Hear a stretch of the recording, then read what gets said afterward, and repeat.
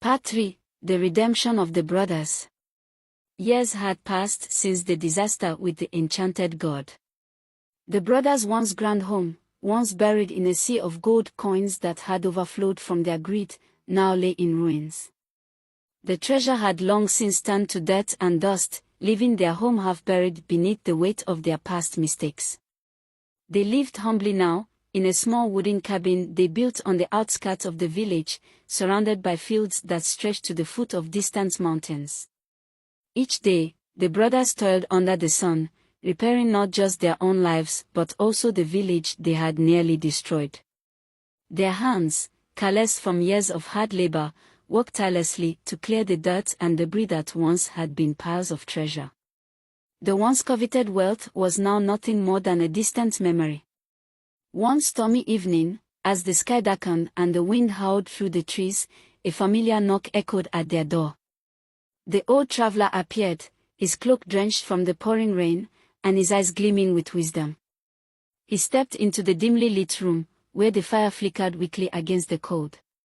"I see you've learned the consequences of greed," he said, his voice quiet but firm. "But every curse can be lifted. I offer you the enchanted god once more, but it no longer grants riches. Instead, it can provide only what others need.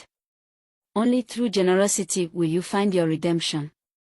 The brothers, humbled by their years of struggle, bowed their heads in gratitude and accepted the god, this time with no desire for personal gain. From that day forward, they used the god not for themselves, but for their neighbors.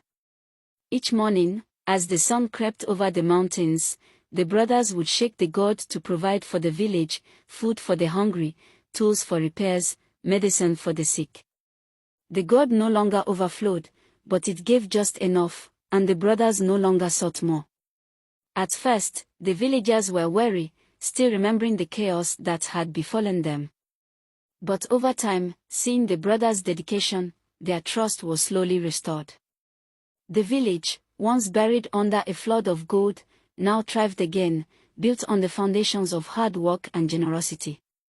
Years passed, and one morning, as the brothers watched the sun rise from the hill overlooking the village, they realized that they no longer needed the god. They had found happiness not in endless blessings, but in the simple joy of helping others. The enchanted god, having fulfilled its purpose, crumbled to dust in their hands, and they smiled as the wind carried it away. The end.